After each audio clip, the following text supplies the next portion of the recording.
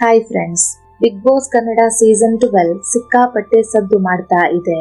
Big boss ಮನೆಯಿಂದ ಕೆಲವು ಸ್ಪರ್ಧಿಗಳು ಎಲಿಮಿನೇಟ್ ಆದ್ರೆ ಇನ್ನು ಕೆಲವು ಸ್ಪರ್ಧಿಗಳು ಬಿಗ್ ಬಾಸ್ ಮನೆಗೆ ವೈಲ್ಡ್ ಕಾರ್ಡ್ ಮೂಲಕ ಎಂಟ್ರಿಯನ್ನ ಕೊಟ್ಟಿದ್ದಾರೆ.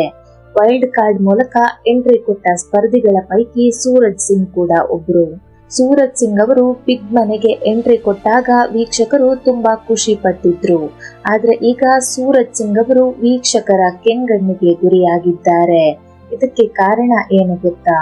ಡೀಟೇಲ್ ಆಗಿ ಈ ವಿಡಿಯೋದಲ್ಲಿ ನೋಡ್ತಾ ಹೋಗೋಣ.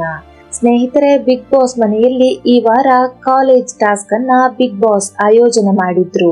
ಅದಕ್ಕಾಗಿ ಬಿಗ್ ಬಾಸ್ 2 ತಂಡಗಳನ್ನ ಕೂಡ ರಚನೆ ಮಾಡಿತ್ತು. ಇದರಲ್ಲಿ ಸೂರಜ್ ಸಿಂಗ್ ಅವರು ಒಂದು ತಂಡದಲ್ಲಿದ್ರೆ ರಾಶಿಕಾ ಶೆಟ್ಟಿ ಎದುರಾಳಿ ತಂಡದಲ್ಲಿ ಗೇಮ್ ಅನ್ನ ಆಡಬೇಕಾಗಿತ್ತು. ಈ 2 ಟೀಮ್ಗಳಿಗೆ ಬಿಗ್ ಬಾಸ್ ಕಬಡ್ಡಿ ಟಾಸ್ಕ್ ಅನ್ನ ನೀಡಿತ್ತು. ಈ ಆಟದಲ್ಲಿ 2 ತಂಡಗಳು ಟೈ ಆಗುತ್ತೆ.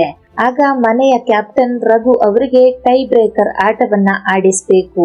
ಈ ಟೈ ಬ್ರೇಕರ್ ಆಟಕ್ಕೆ ಸ್ಪರ್ಧಿಗಳನ್ನು 2 ತಂಡದಿಂದ ಮನೆಯ ಕ್ಯಾಪ್ಟನ್ ರಘು ಅವರೇ ಡಿಸೈಡ್ ಮಾಡಬೇಕು ಅಂತ ಬಿಗ್ ಬಾಸ್ ಹೇಳ್ತಾರೆ.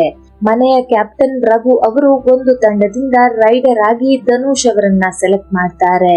ಇನ್ನೊಂದು ತಂಡದಿಂದ ಡಿಫೆಂಡರ್ ಆಗಿ ಅಭಿಷೇಕ್ ಮತ್ತು ಸೂರಜ್ ಅವರನ್ನ ಸೆಲೆಕ್ಟ್ ಮಾಡ್ತಾರೆ. ಡಿಫೆಂಡರ್ಗಳು ತಮ್ಮ ಕಾಯಿನ್ ಅನ್ನ ರೈಡರ್ ಕಿತ್ತುಕೊಳ್ಳದ ಹಾಗೆ ಸೇವ್ ಮಾಡ್ಕೊಳ್ಬೇಕಾಗತ್ತೆ. ಧನುಷ್ ಅವರು ರೈಡಿಂಗ್ ಗೆ ಬಂದಾಗ ಅಭಿಷೇಕ್ ಅವರು ಮಧ್ಯಗೆರೆಯಿಂದ ಹಿಂದೆ ನಿಂತಿರ್ತಾರೆ. ಸೂರಜ್ ಮಧ್ಯಗೆರೆಯ ಹತ್ತಿರ ಹೋಗ್ತಾರೆ.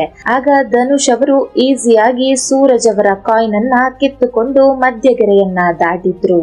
ರಾಶಿಕಾ ಅವರ ಟೀಮ್ ಗೆಲ್ಬೇಕು ಎಂದು ಸೂರಜ್ ಈ ರೀತಿ ಮಾಡಿದ್ರು ಎಂಬ ಆರೋಪ ಕೂಡ ಕೇಳಿ ಬರ್ತಿದೆ.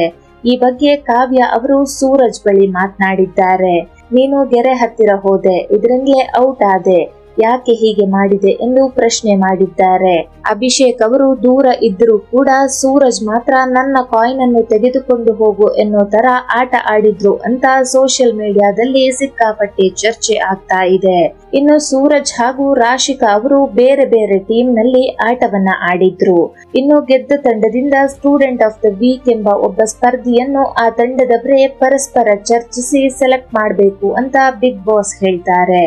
ಟೀಮ್ ನ ಎಲ್ಲಾ ಸದಸ್ಯರು ರಾಶಿಕಾ ಅವರನ್ನ ಸೆಲೆಕ್ಟ್ ಮಾಡ್ತಾರೆ. ಆದ್ರೆ ಅದಕ್ಕೆ ಗಿಲ್ಲಿ ಮತ್ತು ಸ್ಪಂದನ ಒಪ್ಪಿಗೆಯನ್ನ ಸೂಚಿಸೋದಿಲ್ಲ. ಹಾಗಾಗಿ ಸ್ಟೂಡೆಂಟ್ ಆಫ್ ದ ವೀಕ್ ಯಾರಿಗೂ ಸಿಗೋದಿಲ್ಲ. ಆಗ ಸೂರಜ್ ಅವರು ಬೇರೆ ಟೀಮ್ ನಲ್ಲಿ ಆಟವನ್ನ ಆಡಿದ್ರು ಕೂಡ ರಾಶಿಕಾ ಬಳಿ ಬಂದು ನೀನು ಈ ಬಗ್ಗೆ ಮಾತನಾಡಬೇಕು, ನಿನ್ನನ್ನು ನೀನು ಬಿಟ್ಟು ಕೊಡಬಾರದು ಎಂದು ಸಲಹೆಯನ್ನ ನೀಡ್ತಾರೆ.